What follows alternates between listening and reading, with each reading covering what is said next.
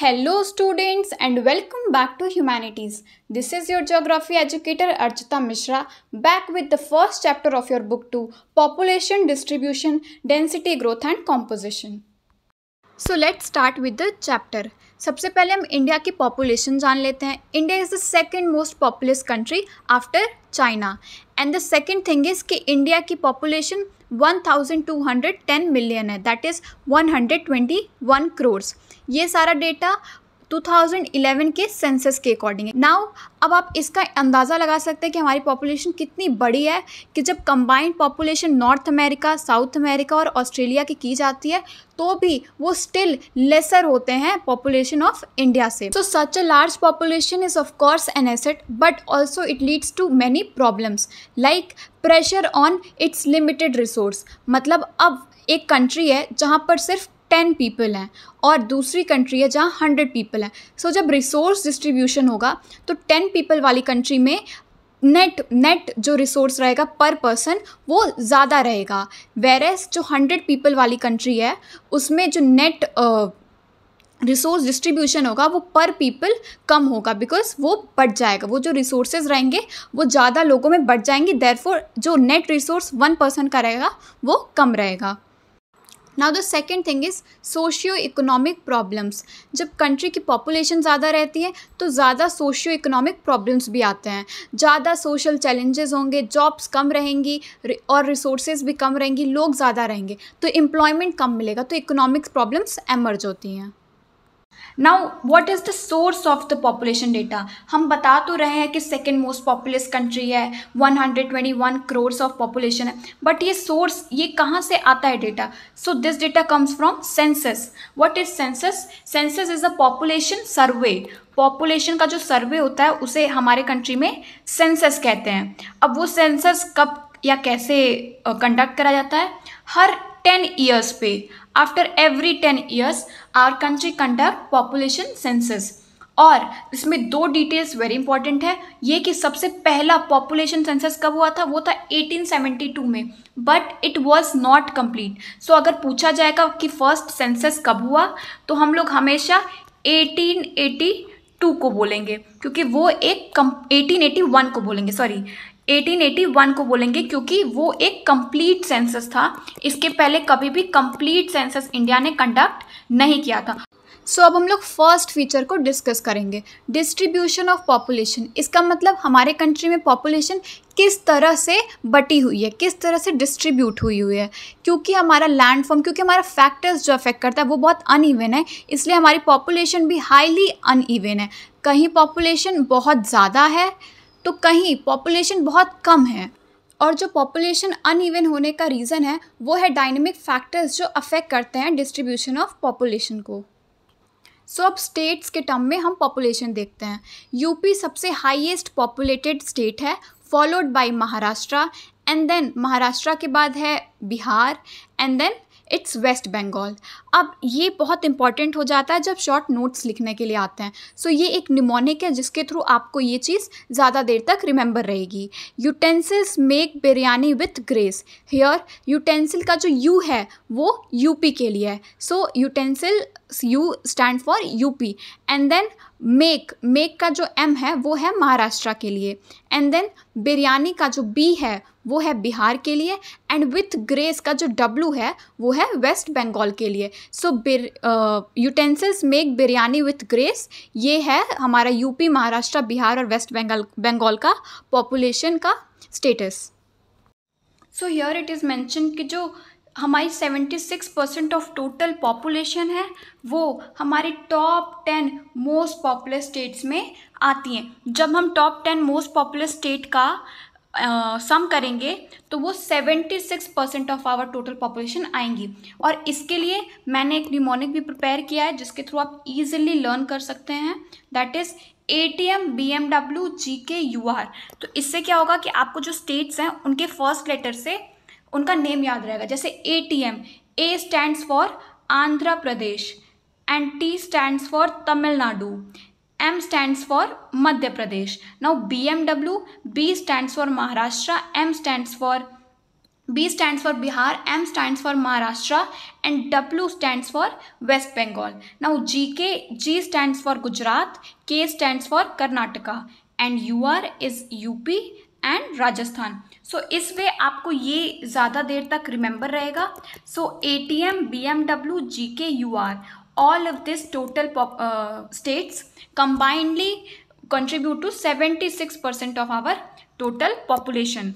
Now अब ये तो हो गई states having higher population. Now states having lower population. इसमें हमारे बुक में 3 एग्जांपल्स दिए गए हैं. First is Jammu and Kashmir, second is Arunachal Pradesh and third is Uttarakhand. So Jammu and Kashmir कितना शेयर ऑफ पॉपुलेशन होल्ड करती है? ओनली 1.04%. सो जहाँ पर यूपी, वेस्ट बंगाल ये सब स्टेट्स में इतनी ज़्यादा पॉपुलेशन है, वहाँ जम्मू एंड कश्मीर में only 1.04% of population stage. So that's why we call it highly uneven population distribution हमारे कंट्री में है. नाउ अरुणाचल प्रदेश, उसमें सिर्फ 0.11% of population, that means highly low population in states में है. उत्तराखंड विथ 0.84%.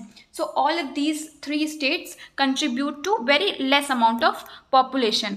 तो हमें ये जो डेटा है, जितना percentage is given, this is very important. So remember it. Now what does from where does this uneven population comes? तो इसका जो रिलेशनशिप है वो पॉपुलेशन और physical, socio economic and historical factors है. So these factor affect the population of any state. तो सबसे पहले हम फिजिकल फैक्टर्स को डिस्कस करेंगे. फिजिकल फैक्टर्स क्या हैं? Here it is given in the book also. तो फिजिकल फैक्टर्स हैं, सबसे पहला climate along with terrain. Terrain is your basically your land form. तो क्लाइमेट कैसा है? Climate does affect a lot when it comes to population. अगर अच्छी favourable climate है तो पॉपुलेशन ज़्यादा रहेगी, और अगर अनफेवरेबल है तो पॉपुलेशन भी लो रहेगी. नाउ सेकेंड थिंग इज कि इसमें एक एग्जाम्पल दिया हुआ है जिसमें एक एक्सप्लेनेशन दिया हुआ है, दैट इज़ कि northern plain plus deltas plus coastal areas की जो पॉपुलेशन है वो ज़्यादा हैं interior areas of south and central Indian Asian. Now the next factor is availability of water. जिस भी एरिया में वाटर की अवेलेबिलिटी ज़्यादा होगी वहाँ पॉपुलेशन ज़्यादा ग्रो करेगा, वेरएज जहाँ पे कम होगी वहाँ पे कम ग्रो करेगा. ये एक पुल फैक्टर है for population distribution. Now Rajasthan और झारखंड जैसे स्टेट्स में पॉपुलेशन कैसे अट्रैक्ट होती हैं? तो राजस्थान में there is development of irrigation which attracts, whereas in Jharkhand availability of mineral and energy resources. आप झारखंड में देखेंगे वहाँ पे बहुत सारी मिनरल्स है, बहुत सारे एनर्जी रिसोर्सेज हैं, जो कि एक जॉब का अपॉर्चुनिटी है, देयरफॉर पॉपुलेशन सेटलमेंट वहाँ होता है. Now socio economic and historical factors. अब क्या क्या हिस्टोरिकल या सोशियो इकोनॉमिक फैक्टर्स हैं जो पॉपुलेशन सेटलमेंट में हेल्प करते हैं? तो सबसे पहला है एवोल्यूशन ऑफ सेटल्ड एग्रीकल्चर. जब एग्रीकल्चर का एवोल्यूशन हुआ तो वहाँ पॉपुलेशन भी आने लगी. Second is pattern of human settlement and development of transport network. Transportation का डेवलपमेंट जब हुआ तो वहाँ पे भी पॉपुलेशन आकर के स्टे करने लगी. इंडस्ट्रीज, अर्बनाइजेशन, जब ये सारी चीज़ें खुलती हैं एक स्टेट, एक कंट्री, एक जगह पे, तो वहाँ पॉपुलेशन भी अट्रैक्ट होता है क्योंकि वहाँ जॉब अपॉर्चुनिटीज़ होती हैं और एक सेटल्ड लाइफ स्टार्ट की जा सकती है. Now river, plains and coastal areas have larger concentration of population. So we have just seen कि यहाँ पे जो ये कोस्टल एरियाज हैं और ये सब जो रिवर के हैं यहाँ पे हायर, और ये जो रिवर प्लेन्स हैं यहाँ पे पॉपुलेशन जो है वो हायर होते हैं. Now population is higher due to early history of human settlement and development of transportation. तो हुआ क्या है, पुराने ज़माने से ही जहाँ पर पॉपुलेशन ज़्यादा है वहाँ पर वो पॉपुलेशन रह गई है ज़्यादा. मतलब अगर आप उस एरिया को आज देखेंगे तो वहाँ पे कुछ खास नहीं होगा, but just because there is a history of settlement, that's why वहाँ पे पॉपुलेशन जो है वो सेटल्ड है. Now the next point is high population due to industries and urbanization attracting large number of migrants. ये बहुत ज़्यादा हो रहा है. और कौन कौन से स्टेट्स में हो रहा है?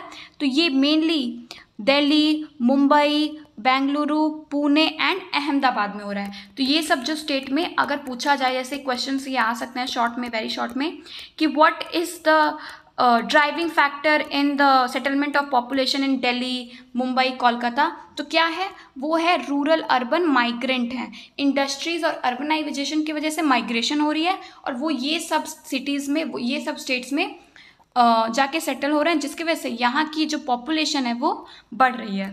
Now the next component is density of population. Density क्या होता है? Density is the number of people living per unit area. एक एरिया के अकॉर्डिंग कितने उसमें लोग रहते हैं वो होती है density. Suppose there is this area and there is this area जिसमें बहुत पास पास लोग हैं, तो डेंसिटी जो है वो यहाँ की हाई है और यहाँ की लो है। ये हो सकता है यूपी का और ये हो सकता है अरुणाचल प्रदेश का, for just to take an example. Now अब इंडिया की ओवरऑल डेंसिटी क्या है, तो ये भी हम 2011 के सेंसस के अकॉर्डिंग ही ये डेटा को स्टडी करेंगे। तो इंडिया की जो 2011 के अकॉर्डिंग जो पॉपुलेशन डेंसिटी वो है 382 person per square kilometre. This is very important to remember, ये 1 मार्कर में बहुत ज़्यादा फ्रीक्वेंटली पूछा जाता है। So the population density of India is 382 person per square kilometre. अब इसकी हिस्ट्री क्या रही है, हमने ये नोटिस किया कि लास्ट 50 ईयर्स में there is an increase of almost 200 persons per square kilometre. जैसे हम देख सकते हैं ये 117 पर्सन पर स्क्वायर किलोमीटर था 1951 में, लेकिन 382 पर्सन पर स्क्वायर किलोमीटर हो गया है 2011 में। So we can notice a very steady increase of 200 person per square kilometre in density over last 50 years of period. Now अब जो डेंसिटी है वो वेरिएशन में है, जैसे कहीं पे डेंसिटी बहुत ज़्यादा है, फॉर एग्जांपल यूपी, कहीं बहुत कम है लाइक जम्मू एंड कश्मीर। तो हाई डेंसिटी वाले स्टेट्स को पहले स्टडी करते हैं। सबसे पहले हाईएस्ट डेंसिटी कहाँ पर है, if you talk about UTs और स्टेट्स कंबाइंड, तो सबसे ज़्यादा है दिल्ली में with 11,297 people person per square kilometre. So we can see यहाँ पे जो दिल्ली का रीजन है वहाँ पे बहुत पास पास डॉट्स हैं। सो दिस शोज कि जो दिल्ली है उसमें सबसे ज़्यादा डेंसिटी है, कम एरिया है और लोग बहुत ज़्यादा हैं, तो देयरफॉर उसकी जो डेंसिटी है सबसे ज़्यादा है। इस फिगर में जो आप इंडिया का मैप देख सकते हैं, इसमें सबसे ज़्यादा जो क्लोजली या कॉम्पैक्ट वे में डॉट्स हैं वो दिल्ली में ही है, शोइंग कि दिल्ली की पॉपुलेशन सबसे ज़्यादा, दिल्ली की डेंसिटी ऑफ पॉपुलेशन सबसे ज़्यादा है। नाउ दिल्ली के बाद आता है बिहार। अगर स्टेट वाइज पूछा जाए कि हाईएस्ट डेंसिटी स्टेट में किस स्टेट में है, तो हम बिहार को बोलेंगे विद अ डेंसिटी ऑफ 1102। जो 1029 है वो है वेस्ट बंगाल की। Now next is UP in line. UP की पॉपुलेशन है 828, पॉपुलेशन डेंसिटी है 828, केरला की 859 एंड तमिलनाडु की 555। सो इसमें आपको बेसिकली पहले दिल्ली का रिमेंबर करना है क्योंकि ये कंबाइंड सबसे ज़्यादा डेंसिटी होल्ड करता है, और स्टेट वाइज बिहार का करना है क्योंकि ये स्टेट वाइज सबसे ज़्यादा हाईएस्ट डेंसिटी होल्ड करता है। Now next is moderate density, ना बहुत ज़्यादा हाई ना बहुत ज़्यादा लो। तो इसमें states like Assam, Gujarat, Andhra Pradesh, Haryana, Jharkhand and Orissa आ जाते हैं। नाउ अब लो डेंसिटी कहाँ है, तो लो डेंसिटी है hill states of Himalayan region and north eastern states. Exception है इसमें असम। असम में क्योंकि पॉपुलेशन डेंसिटी हाई है तो ये एक एक्सेप्शन है नॉर्थ ईस्टर्न स्टेट्स में।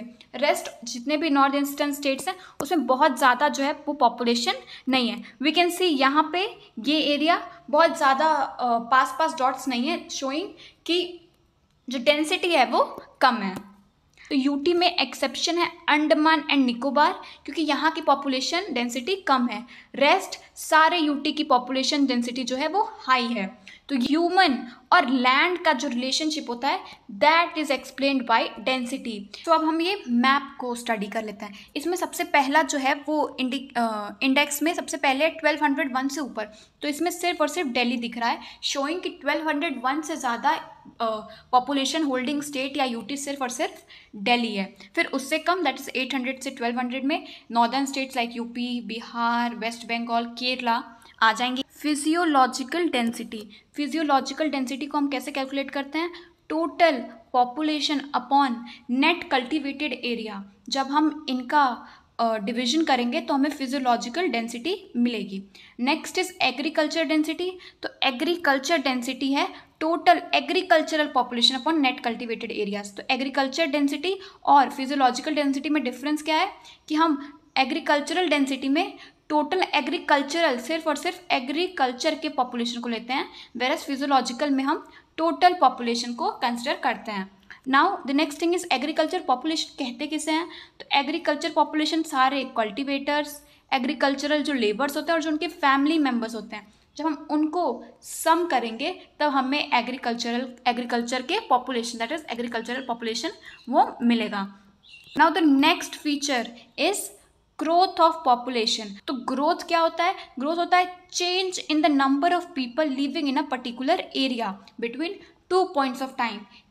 इसके भी दो कंपोनेंट्स है। जो पॉपुलेशन ग्रो करते हैं वो दो तरीके से होते हैं, पहले नेचुरली एंड दूसरा इंड्यूस्ड ग्रोथ। पहला नेचुरल में क्या होता है? ये सिर्फ और सिर्फ बर्थ रेट और डेथ रेट को मिलाकर के बनता है। बर्थ रेट से क्या होता है? पॉपुलेशन बढ़ती है। डेथ रेट अगर हाई होगा तो इसमें क्या होगा? पॉपुलेशन कम होगी। तो ये एनालाइज होता है सिर्फ और सिर्फ बर्थ रेट और डेथ रेट से। Second is induced. इंड्यूस्ड में हम सिर्फ बर्थ और डेथ रेट को नहीं लेते हैं, बट अलॉन्ग विद दैट हम इनवर्ड और outward movement of people that is migration, हम इसमें माइग्रेशन को भी इनटू अकाउंट लेते हैं। Decadal plus annual growth rates of population वो क्या हो रही है? स्टेडली इंक्रीज हो रही है, वो धीरे धीरे बढ़ रही हैं।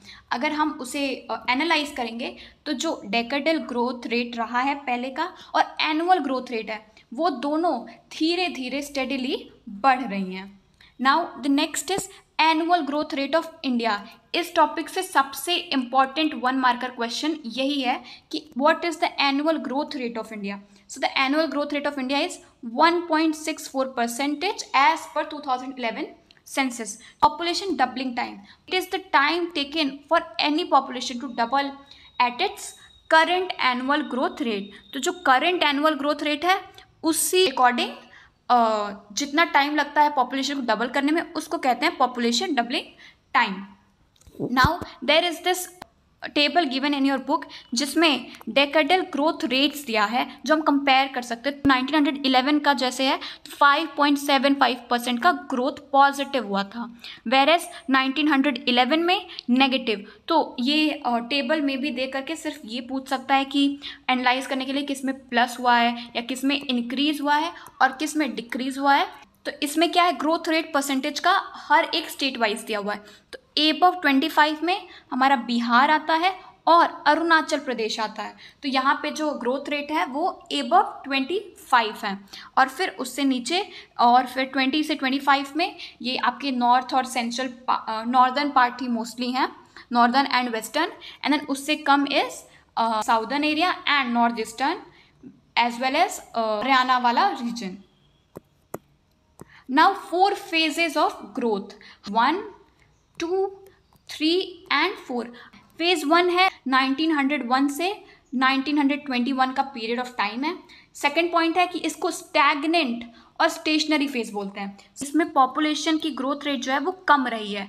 रीजन बीइंग कि हाई बर्थ रेट और high death rate. Death rate बहुत ज़्यादा हाई होती थी, उसको कॉम्पनसेट करने के लिए बर्थ रेट भी हाई होती थी और जो नेट ग्रोथ रेट है वो क्या होता था? वो होता था लो। नाउ वो तो नेगेटिव ग्रोथ रेट भी रिकॉर्ड किया है इन 1911 टू 1921।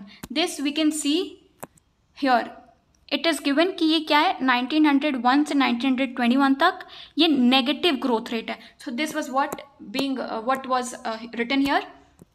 तो ये है कि नेगेटिव था। अब इसका रीज़न क्या है? Poor health, illiteracy, inefficient food distribution. तो उस समय पे क्योंकि ट्रांसपोर्ट सिस्टम इतना अच्छा नहीं था और हेल्थ सेक्टर इतना अच्छा नहीं था, इससे पुअर हेल्थ वगैरह की वजह से जो डेथ रेट थी वो हाई थी एंड इलिटरेसी की वजह से बर्थ रेट हाई थी। फीमेल इलिटरेसी नहीं थी, मैरिजेस बहुत जल्दी हो जाते थे, तो इसकी वजह से the birth rate was high. Now phase 2. Phase 2 is the period from 1921 to 1959. Now इस पीरियड को क्या कहते हैं? Steady population growth.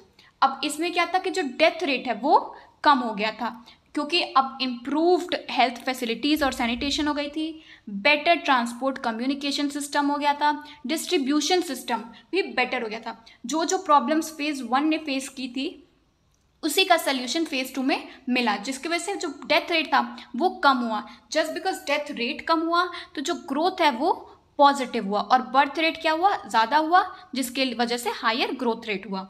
नाउ ये बहुत ज़्यादा आयरॉनिकल थी, बिकॉज ये जो पीरियड ऑफ टाइम है 1921 टू 1951, इसमें क्या हुआ है, हमने वर्ल्ड वॉर 2 देखे हैं और ग्रेट इकोनॉमिक डिप्रेशन इसको भी फेस करा है, बट इस एरा में भी हमारी जो ग्रोथ रेट है वो हाई थी, which is very ironical.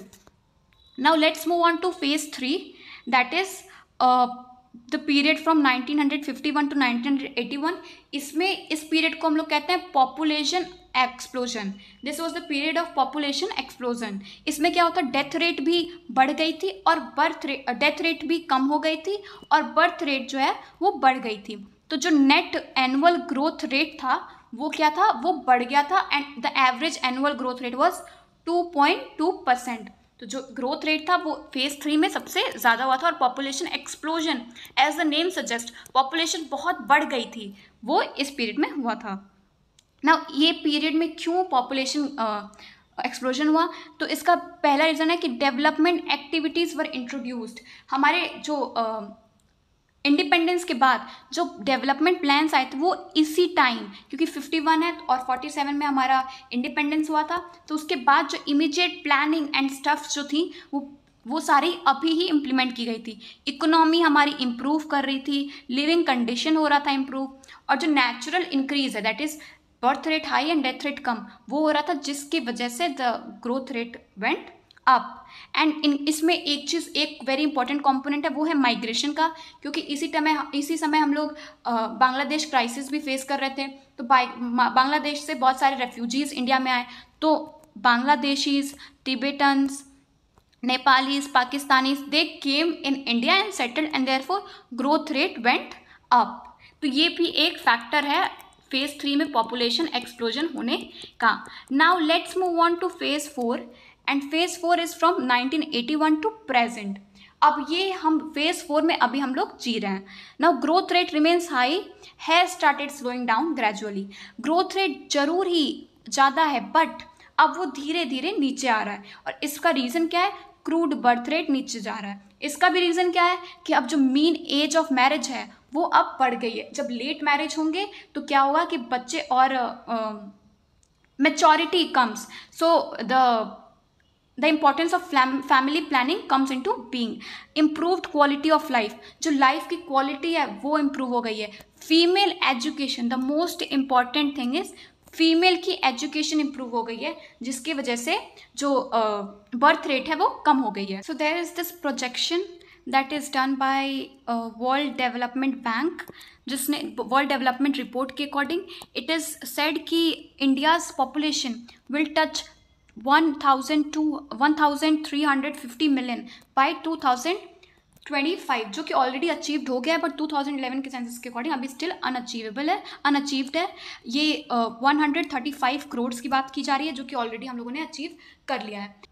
Regional variation in population growth, regional variation अभी हम लोगों ने पढ़ा, कहीं का ग्रोथ ज़्यादा है, कहीं ग्रोथ कम है, तो ये जो वेरिएशन है ये हम पढ़ेंगे स्टेट वाइज या रीजनल तरीके से। तो इसमें जब हम ग्रोथ रेट डिस्कस करेंगे वो 1901 से 2001 की डिस्कस करेंगे। इस पीरियड में low growth rate not even more than 20% witness किया गया था over a decade by these states, Kerala, Karnataka, Tamil Nadu, Andhra Pradesh, Orissa, Puducherry and Goa में जो ग्रोथ रेट था वो 1991 से 2001 तक 20% से भी कम था। इसमें एक इम्पॉर्टेंट पॉइंट ये है कि Kerala registered the lowest growth, even less than 9.4 percentage points. तो 9.4 परसेंटेज पॉइंट से भी कम था, 9.4 परसेंटेज पॉइंट से कम था केरला का ग्रोथ रेट। तो 1991 से 2001 तक ये एक शिफ्ट हुआ था, negative shift in growth rate by Kerala, and it is not just in this group of state but also in the country as a whole as well. ये पॉइंट यहाँ मैंशनड है। अब एक जो कंटिन्यूस बेल्ट है from west to east, जो हमारे country का ये वाला एरिया है, जिसमें ये पूरा ये स्टेट्स आते हैं यहाँ पे और यहाँ पे, तो ये जो पूरा एरिया और जो सेंट्रल वाला पार्ट है वो सारा हायर ग्रोथ रेट विटनेस किया था then southern states. We can notice जो साउदर्न स्टेट्स होते हैं उनसे ज़्यादा जो ग्रोथ रेट होता है वो हमारे जो नॉर्दर्न और सेंट्रल स्टेट्स हैं वो विटनेस किए हैं। अब जो मीडियोकर मतलब जो मॉडरेट ग्रोथ रेट है 20 to 25%, वो जो है Maharashtra, Gujarat, Rajasthan, Punjab, Haryana, UP, Uttarakhand, MP, Sikkim, Assam, west Bengal, Bihar and Jharkhand, Chhattisgarh जैसे स्टेट्स विटनेस किए थे। इसमें ये सारे स्टेट्स का नेम रिमेंबर करने का there is not any worth, तो आप सिर्फ और सिर्फ मतलब 2-4 स्टेट्स का नेम रिमेंबर कर सकते हैं from each group to frame a good answer. Now growth rate during 2001 to 2011, अभी जो हम लोग ग्रोथ रेट स्टडी कर रहे थे वो हम लोग 1991 और 2001 के बीच का जो डेकेडल ग्रोथ रेट था वो डिस्कस कर रहे थे। अब हम लोग वन स्टेप आगे लेकर के 2001 से 11 तक का ग्रोथ रेट डिस्कस करेंगे। तो ये क्या था कि एक ओवरऑल ग्रोथ रेट जो स्टेट्स और यूटी का था वो कंपेरेटिवली नीचे गया था। So growth rate became lower than 2001 इन 2011।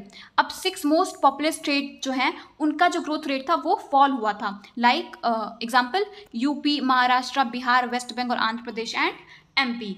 नाउ अब फॉल का भी दो फॉल है, एक है लोएस्ट और एक है हाईएस्ट। तो सबसे कम फॉल हुआ था, मतलब सबसे कम फर्क किस स्टेट पे पड़ा था, तो आंध्र प्रदेश पे था। द पॉइंट बिंग 3.5 पॉइंट से सिर्फ वो कम हुआ था, बहुत ज़्यादा ग्रोथ रेट में चेंज नहीं हुआ था। और हाईएस्ट ग्रोथ रेट में चेंज हुआ था महाराष्ट्र के विथ 6.7 परसेंटेज पॉइंट्स। तो ये यहाँ मैंशनड है कि जो ये फॉल था वो सबसे ज़्यादा हुआ था महाराष्ट्र के लिए।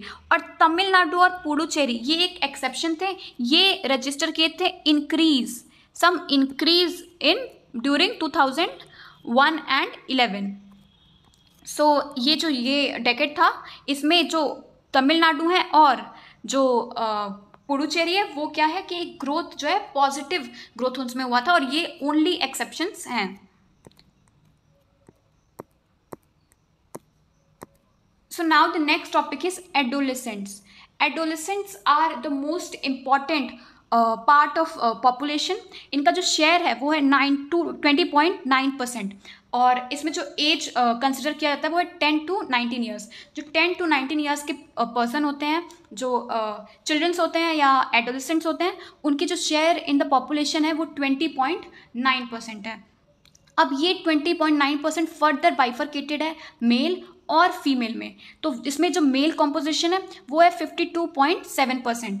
तो आउट ऑफ टोटल 20.9% मेल जो है वो है 52.7%, और जो फीमेल है वो है 47.3%। सो इसमें हम ये देख सकते हैं कि मेल की जो पॉपुलेशन है एडोलेसेंट में वो फीमेल से ज़्यादा है। अब why the study of adolescents become important? Because they are first of all youthful population and they have high potential and they can turn vulnerable if not guided और channelized properly. तो अगर हम adolescent को properly channelise नहीं करेंगे तो they can become vulnerable and they can get engaged in various activities जो कि हमारे challenges के अंडर आते हैं। challenges क्या हैं एडोलेसेंट के रिगार्डिंग फॉर द सोसाइटी? सबसे पहला है लोअर एज ऑफ मैरिज की एज कम हो जाती है बहुत ज़्यादा, तो ये एडोलेसेंट्स में इनकी शादी हो जाती है। तो this is a very major challenge for our society to improve upon. Second is high rate of HIV and AIDS infections. So in ये जो एडोलेसेंट पॉपुलेशन होती है वो बहुत ज़्यादा वल्नरेबल होती है to high rates of HIV and AIDS infections. तो उन्हें इन सब चीज़ों से बचाने के लिए, इन सब चीज़ों से बचाना एक सोसाइटी के लिए बड़ा चैलेंज रहता है। Now illiteracy, because the illiteracy becomes a very important factor in the challenges। हमें सारी population मतलब adolescents को education provide करना है, which is very। now the next topic is adolescents का शेयर ऑफ पॉपुलेशन कितना है? 20.9%। हमारे टोटल 100% पॉपुलेशन में से 20.9% जो है वो एडोलेसेंट्स हैं। अब इनका एज क्या है? 20 to 19 ईयर्स के जो पर्सन होते हैं उनको हम एडोलेसेंट में काउंट करते हैं। अब इसका जो फर्दर बाइफर्केशन है वो ये है कि इसमें 52.7% मेल है और जो बची हुई पॉपुलेशन है दैट इज 47.3% वो है female. Why is it important to study adolescents? There are 3 very important reasons given. पहला है कि यूथफुल पॉपुलेशन है, जो एडोलेसेंट्स की पॉपुलेशन है वो बहुत ज़्यादा यूथफुल है, तो वो बहुत ज़्यादा हेल्पफुल है for a country to grow. And second is high potentials. तो जो पॉपुलेशन एडोलेसेंट की है उनके पास हाई पोटेंशियल्स है to achieve growth, to achieve massive growth in various fields. Third very important point is कि they are vulnerable to different not very good things. तो उनको जो अगर चैनलाइज प्रॉपरली नहीं किया जाएगा तो वो they are vulnerable if not guided and channelize properly, जो कि हमारे चैलेंजेस के अंदर आ जाता है। Why is it important to why the adolescents are important? उनके जो चैलेंजेस हैं अगर हम लोग उस पर ध्यान नहीं देंगे तो they can become vulnerable. First challenges mean age of marriage, lower age of marriage. Marriage की एज बहुत ज़्यादा लो हो रही है जिसकी वजह से high rate of HIV infections and AIDS infections are common. Now illiteracy, सबसे मेन प्रॉब्लम जो हमारे एडोलेसेंट के लिए जो चैलेंज बन जाता है हमारी सोसाइटी के लिए वो है इलिटरेसी। बिकॉज एजुकेशन अगर नहीं होगी तो ये एडोलेसेंट का ग्रोथ पे बहुत ज़्यादा इम्पैक्ट करेगा। So literacy is very important and specially in females. If females are not educated, their marriage will take place before the mean age of marriage, so this becomes a challenge. Now physical and mental disability and retardedness, ये एक ऐसी as होती है जिसमें अगर ध्यान ना दिया जाए तो फिजिकल और मेंटल डिसेबिलिटी या एक अलगाव का जो फीलिंग होता है this becomes common. Now school drop outs, इसी टाइम में जब parents send their childrens to school drop outs भी होते हैं which is also a challenge. Drug abuse and alcoholism, यही एज ड्रग अब्यूज़ और अल्कोहलिज्म को भी अट्रैक्ट करती है, जिसमें ये सब चीज़ों में स्टूडेंट्स या चिल्ड्रंस अगर एडोलेसेंट्स टू बी स्पेसिफिक अगर इंगेज हो जाएंगे तो वो सोसाइटी के लिए बहुत बड़ा एक प्रॉब्लम। नो न्यूट्रिशन इनटेक, ये भी एक बहुत बड़ा चैलेंज है। High rate of maternal mortality of adolescent mothers, adolescent girls जब मदर बन जाती हैं तो उनकी जो मोर्टेलिटी रेट है वो हाई है, इसके वजह से उनकी डेथ बहुत ज़्यादा हो जाती है। और यही एज में crimes and all is also very popular. So ये सब जो चैलेंजेस हैं वो हमें एज ए सोसाइटी अचीव करना है और ये सब चैलेंजेस को फेस करके एडोलेसेंट्स को लिटरेसी की तरफ बढ़ाना है। Now juvenile delinquency, this is also a challenge. So जब कोई minor with before the age of maturity gets enrolled और involve in any unlawful activities तो वो जो क्राइम कमिटमेंट होता है उसको जुवेनाइल डेलिक्वेंसी से जाना जाता है। तो ये भी एक बहुत ही सीरियस चैलेंज है for the society regarding adolescents. So इसे हम लिटरेसी के थ्रू इस प्रॉब्लम से डील कर सकते हैं। Now, seeing these challenges, government has introduced various policies regarding adolescence. First is National Youth Policy. ये बहुत इंपॉर्टेंट टॉपिक बन जाता है क्योंकि इस पे शॉर्ट नोट्स मल्टीपल टाइम्स पूछे जा चुके हैं और इसका date when it started that is also important for 1 marker. February 2014 में national youth policy was introduced by the government. अब इसका क्या विजन था? तो इसका विजन जो है वो था to empower the youth of the country to achieve their full potentials and through them enable India to find its rightful place in the community of nations। तो इसमें एक होलिस्टिक विजन को अचीव करने के लिए ये पॉलिसी बनाई गई है जिसमें यूथ को हाई पोटेंशियल को अचीव, उनके खुद के हाई पोटेंशियल्स को अचीव करने के लिए उन्हें एजुकेशन प्रोवाइड की जाएगी जिसके थ्रू इंडिया एक community of nations that means world में एक अच्छे पोजीशन पे स्टैंड कर पाएगा। If India wants to grow it needs to focus on its adolescent people जिसमें हाई पोटेंशियल्स होते हैं। So this policy was regarding that only. Now next policy is national policy for skill development and entrepreneurship in 2015। In 2015 it was introduced. इसका क्या था, ये एक framework था जिसके अंदर एक चेन बनाई गई थी स्किलिंग एक्टिविटीज़ को और जो डिमांड सेंटर्स हैं उन्हें ज्वाइन कर करके। दैट मीन्स जिसके पास स्किल है और जिसके पास डिमांड है, इन दोनों को जोड़ करके ये एक पॉलिसी बनाई गई थी जो स्किल डेवलपमेंट और एंटरप्रेन्योरशिप पे फोकस करता है। That means it is more on the job oriented part. Now the next thing in your syllabus is population composition. Now अब हम पॉपुलेशन के कॉम्पोजिशन को पढ़ेंगे। नाउ पॉपुलेशन कॉम्पोजिशन होता क्या है, ये एक डिस्टिंक्ट फील्ड ऑफ स्टडी है। ये है एक distinct field of study under which geography, population geography. आप बुक 1 में ये different types of geography Ananya ma'am must have explained you, ये डिफरेंट फील्ड्स ऑफ ज्योग्राफी होती हैं। तो उसमें ये जो पॉपुलेशन कंपोजिशन है ये पॉपुलेशन ज्योग्राफी के फील्ड में आती है। तो इसमें क्या है, वास्ट कवरेज और एनालिसिस होता है किसका, age and sex, place of residence, ethnic characteristics, language, religion, marital status, literacy, education, occupational characteristics. तो ये जो सारी फीचर्स हैं वो एक पॉपुलेशन की इस पॉपुलेशन कंपोजिशन या पॉपुलेशन ज्योग्राफी में हम लोग डिस्कस करते हैं। नाउ सबसे पहला कंपोजिशन हम लोग पढ़ेंगे वो है रूरल और अर्बन एरिया के लेवल पे। तो रूरल अर्बन एरिया का जो पॉपुलेशन डिवीजन है वो रिफ्लेक्ट करता है socio economic characteristic.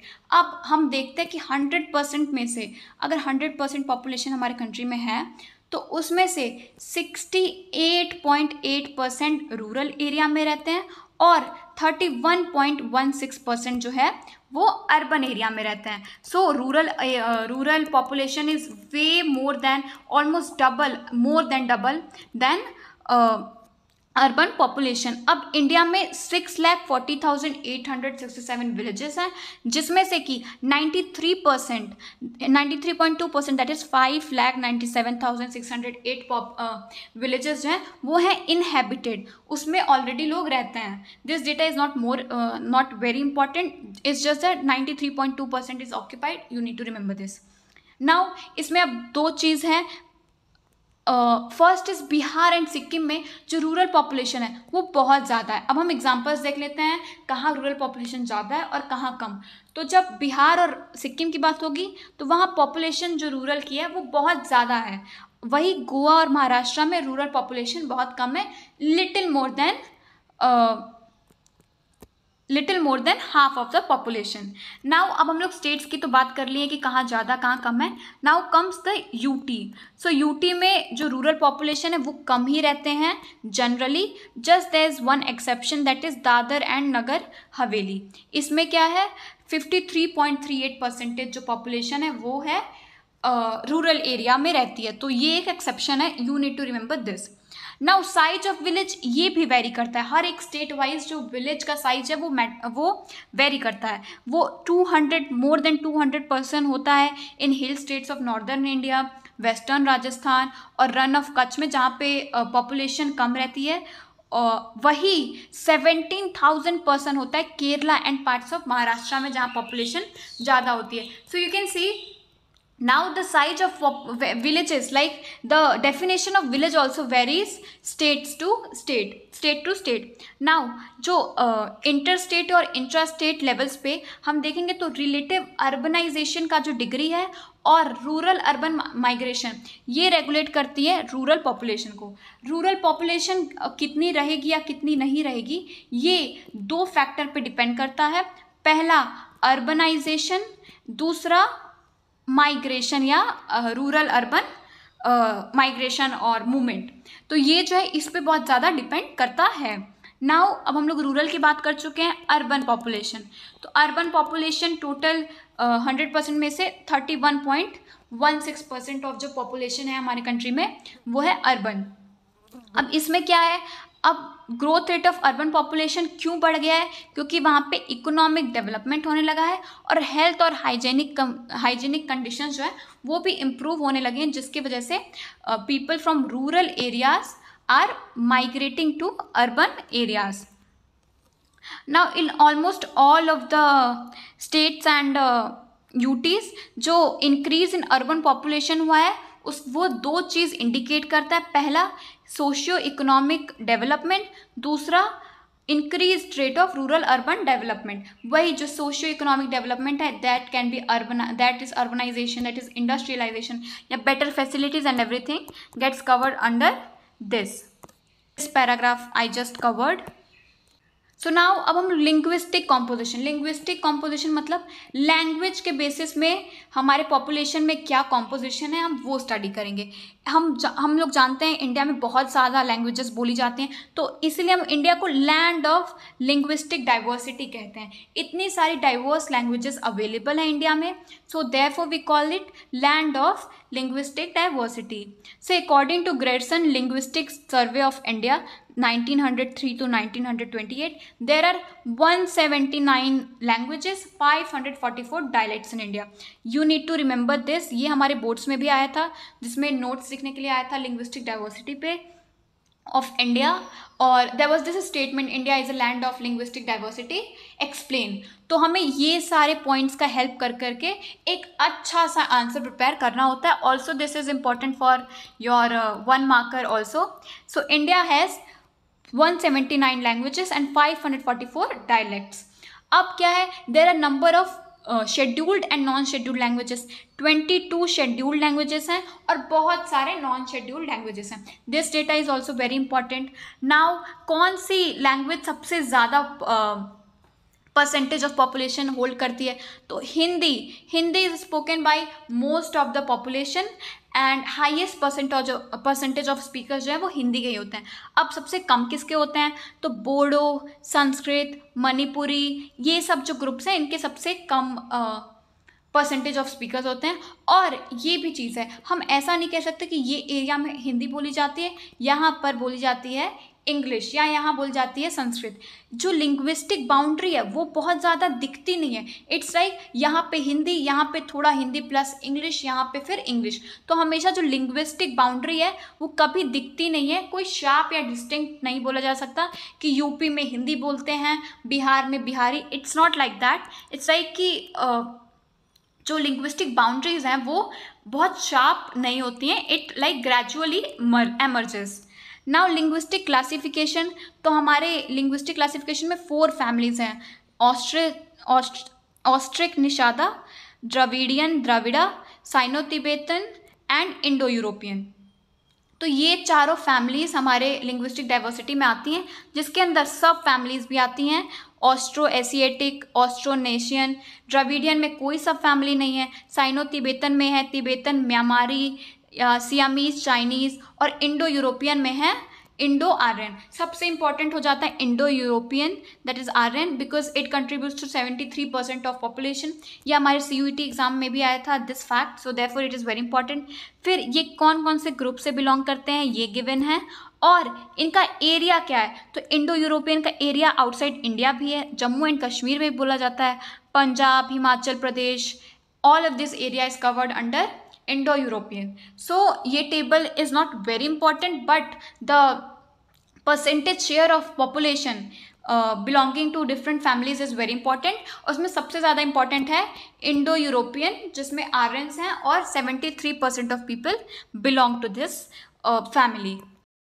So now religious composition. Religion के basis पे population की composition study करेंगे. सबसे ज़्यादा जो है वो हिंदूज़ हमारे कंट्री में हैं. तो हिंदूज़ मेजर ग्रुप हैं, almost 70 to 90% of population major states में ये होल्ड करते हैं. और इनकी जो टोटल परसेंटेज इन पॉपुलेशन है वो 79.8 है. देयरफॉर 100% पॉपुलेशन में से 79.8% लोग हिंदू हैं, जिसकी वजह से ये सबसे ज़्यादा या मेजर ग्रुप बन जाता है इन रिलीजन. एंड इसके स्पीकर्स हैं 966.3 million. This data is not very important, but the percentage data is important. ना इसमें भी एक्सेप्शन है, कुछ स्टेट्स में हिंदू की मेजॉरिटी नहीं है, जैसे जो स्टेट्स इंडो और बांग्लादेशी बॉर्डर्स पर हैं, जो इंडो पाक बॉर्डर पे हैं, जम्मू एंड कश्मीर और नॉर्थ ईस्टर्न स्टेट्स और डेक्कन प्लेटू और गंगा प्लेन्स के स्कैटर्ड प्लेसेस पे, स्कैटर्ड एरियाज में हिंदू मेजॉरिटी में नहीं है। Now second most prominent group is Muslim. Largest religious minority in our country is Muslim, having a percentage of 14.2 percentage Muslims का हमारे कंट्री में है, which is the largest religious minority. अभी कहाँ कहाँ कंसनट्रेटेड है? Jammu and Kashmir, west Bengal, Kerala, UP, Delhi, Puducherry, ये सब एरियाज में मुस्लिम्स की मेजॉरिटी है, मुस्लिम्स रिसाइड करते हैं। अब मेजॉरिटी कहाँ है? कश्मीर वैली और Lakshadweep. This is a very important question. कहाँ कहाँ मुस्लिम मेजॉरिटी फॉर्म करती है? तो कश्मीर वैली एंड लक्षद्वीप में मुस्लिम रिलीजन के लोग मेजॉरिटी फॉर्म करते हैं। नाउ थर्ड इज क्रिश्चियन हमें मोस्टली रूरल एरियाज में कंसनट्रेटेड है हमारे कंट्री में। Western coast of India, that is Goa, that consist of Goa, Kerala and hill states of Meghalaya, Mizoram, Nagaland, Chota Nagpur area and hills of Manipur में क्रिश्चियंस रहते हैं। देयरफॉर वी कैन से कि जो ये वेस्टर्न कोस्ट है प्लस जो नॉर्थ ईस्टर्न स्टेट्स हैं वहाँ पर क्रिश्चियंस रहते हैं। नाउ सिक्स, तो सिख की जो कंसंट्रेशन है वो स्मॉल एरियाज में ही है। इसको हम लोग एक निमोनिक से लर्न कर सकते हैं, PhD से, पंजाब, हरियाणा एंड दिल्ली। तो PhD Punjab, P stands for Punjab, H stands for Haryana and D stands for Delhi. तो सिख्स बहुत कम relative small part of area में इंडिया में रहते हैं और उनकी परसेंटेज भी 1.7% ही है पॉपुलेशन में। और ये PhD that is Punjab, Haryana and Delhi में रिसाइड करते हैं और मोस्टली कंसनट्रेटेड हैं। Now next is Jain 0.4% of population में कंट्रीब्यूट करते हैं और मोस्टली अर्बन एरियाज में रहते हैं, राजस्थान, गुजरात और महाराष्ट्र के। नाउ बुद्धिस्ट ये मोस्टली कंसनट्रेटेड है महाराष्ट्र में। तो बुद्धिस्ट का जब भी क्वेश्चन आएगा तो सबसे पहले हमें महाराष्ट्र का लिखना है। और Sikkim, Arunachal Pradesh, Ladakh, Jammu and Kashmir, Tripura, Lahaul and Spiti and in Himachal Pradesh, वहाँ पर भी इनकी कंसंट्रेशन है, बट मोस्टली महाराष्ट्र में है और 0.7% ये हमारे पॉपुलेशन में कंट्रीब्यूशन करते हैं। अब अदर रिलीजन्स कौन से हैं? जो राष्ट्रियंस, ट्राइबल्स और जो इंडिजिनस फेथ्स एंड बिलीफ्स हैं ये भी है। ये सब स्मॉल पॉकेट्स में कंट्री में हैं, कहीं ऐसा बहुत ज़्यादा ये स्प्रेड नहीं है, दैट्स वाई ये स्मॉल पॉकेट्स में कंट्री में स्कैटर्ड हैं। Now there is this information given in this box, that is religion and landscape. ये बॉक्स एक्सप्लेन करता है हमें रिलीजन और लैंडस्केप के बीच में जो रिलेशनशिप है। तो जो रिलीजन्स के एक्सप्रेशन है वो हम लोग स्ट्रक्चर्स के थ्रू, जैसे हमारे कंट्री में जो मंदिर टेम्पल्स होते हैं उसमें बहुत सारे स्ट्रक्चर्स होते हैं और सीमेंट्रीज का यूज़ कर करके बनाया जाता है लैंडस्केप। और प्लांट्स एंड एनिमल्स, वी सी की हिंदूज वर्शिप करते हैं प्लांट्स को, एनिमल्स को, काउ इज़ वर्शिप। तो ये जो सारी चीज़ें हैं वो रिलीजन एंड लैंडस्केप में आते हैं, इनको सैक्रेड माना जाता है। ये हमारे कंट्री में डिस्ट्रीब्यूटेड हैं और ये विलेज श्राइन से लेकर के लार्ज हिंदू टेम्पल्स, मॉन्यूमेंटल मस्जिद्स और designated cathedrals in large metropolitan cities देखते हैं। तो हमारे यहाँ पे रिलीजन को लैंडस्केप से डायरेक्टली कनेक्ट किया जाता है। For Hindus there are temples, मस्जिद्स होते हैं मुस्लिम्स के लिए एंड ETC, गुरुद्वारा होता है सिख्स के लिए। So all of this are landscapes and related to religion. Now the next topic is composition. हम लोग अपने फोर्थ और लास्ट कंपोनेंट या फीचर पे पहुंच गए हैं, दैट इज composition. अब हम लोग पढ़ेंगे composition क्या है वर्किंग पॉपुलेशन की। अभी तक हमने कॉम्पोजिशन रिलीजन के बेसिस पे, लिंग्विस्टिक, रूरल, अर्बन एरियाज पे पढ़ लिया है। अब ये वर्किंग पॉपुलेशन पे। तो वर्किंग पॉपुलेशन को हम लोग 3 पार्ट्स में सेग्रीगेट करते हैं। First is main worker, second is marginal worker, third is non worker. तो मेन वर्कर कौन है? जो 183 डेज से ज़्यादा जॉब करता है, जो ज़्यादा वर्क करता है, या उसको 6 मंथ्स भी कह सकते हैं, उसको हम लोग मेन वर्कर की कैटेगरी में डालते हैं। नाउ मार्जिनल वर्कर जो 183 डेज से कम करता है जॉब, उसे हम मार्जिनल में डालते हैं। Wait, I am saying something wrong. So now हम कॉम्पोजिशन के लास्ट स्टेज पे आ चुके हैं, जो हम वर्किंग पॉपुलेशन की कॉम्पोजिशन को समझेंगे। Now worker in India is divided into 3 categories, that is main, marginal and non worker. Main workers वो होते हैं जो 183 डेज से ज़्यादा जॉब करते हैं या 6 मंथ से ज़्यादा एक ईयर में जॉब करते हैं। मार्जिनल वो होते हैं जो लेस देन 183 डेज या 6 months in a year job करते हैं। ना नॉन वर्कर जो जॉब ही नहीं करते। तो मेन और मार्जिनल वर्कर के जो पॉपुलेशन है वो है 39.8%। That means 39.8% in our population is working population. इसका मतलब बहुत ही बेकार ये एक इंडिकेशन है विच शोज़ कि डिपेंडेंट पॉपुलेशन इंडिया में ज़्यादा है, अनएम्प्लॉयमेंट, अंडर एम्प्लॉयमेंट वाले पीपल ज़्यादा है। Therefore working population is less than dependent population in our country. 60% of our population is dependent, showing कि 50% आई मीन हाफ से भी ज़्यादा जो पॉपुलेशन है वो डिपेंडेंट है, जो कि एक बर्डन बन जाता है वर्किंग पॉपुलेशन के लिए। अब हम वेरिएशन पढ़ेंगे कि हर जगह सेम तो हो नहीं सकता, India being the most diverse country in the world. तो मॉडरेट वेरिएशन हम लोग देखते हैं। गोवा, यहाँ एग्जांपल दिया हुआ है गोवा और दमन का। 39.6% गोवा में वर्किंग पॉपुलेशन की शेयर है और 49.9% दमन एंड दीव में है। तो ये बहुत ज़्यादा सिग्निफिकेंट नहीं वेरिएशन है, मॉडरेट वेरिएशन है। नाउ वी विल सी कि हायर परसेंटेज ऑफ वर्कर्स कहाँ हैं। तो हिमाचल प्रदेश, सिक्किम, छत्तीसगढ़, मणिपुर, आंध्र प्रदेश, कर्नाटका, नागालैंड जैसे स्टेट्स में जो परसेंटेज ऑफ वर्कर्स है वो ज़्यादा है। इसका एक रीज़न है कि यहाँ पर जहाँ पर लोअर इकोनॉमिक डेवलपमेंट्स हुए हैं वहाँ पर जो डेवलपमेंट एक्टिविटीज़ को होल्ड ऑन करने के लिए मैनुअल वर्कर की ज़रूरत होती है, जिसके वजह से वहाँ की जो पॉपुलेशन होती है वो ज़्यादा होती है।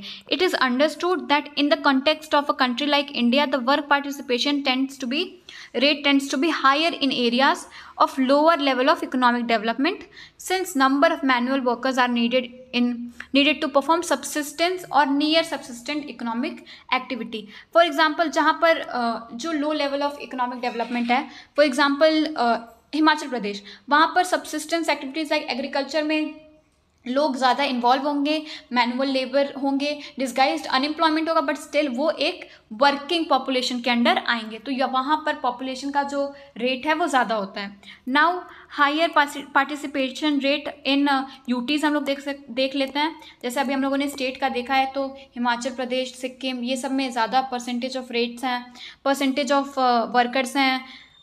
वही हम देखते हैं अब यूटीज़ का। यूटी में Dadra and Nagar Haveli and Daman and Diu में हायर पार्टिसिपेशन रेट है।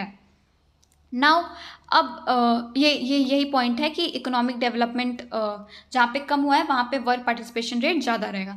अब ऑक्यूपेशनल कॉम्पोजिशन हम लोग देखते हैं। ऑक्यूपेशनल कॉम्पोजिशन होता है कि हम लोग कौन से सेक्टर्स में बिलोंग करते हैं, प्राइमरी, सेकेंडरी और tertiary. Primary means agriculture, secondary means industry, tertiary means services. तो अब इसमें क्या है कि जो 54.6% जो मेजर हमारा पॉपुलेशन है वो कल्टीवेटर है या एग्रीकल्चरल लेबरर्स हैं। अब सेकंड है 3.8% हाउस होल्ड इंडस्ट्रीज़ में, और 41.6% जो हैं वो हाउस होल्ड इंडस्ट्रीज़ और ट्रेड कॉमर्स में इन्वॉल्व है, हाउस होल्ड इंडस्ट्री के अलावा नॉन हाउस होल्ड इंडस्ट्रीज़ में।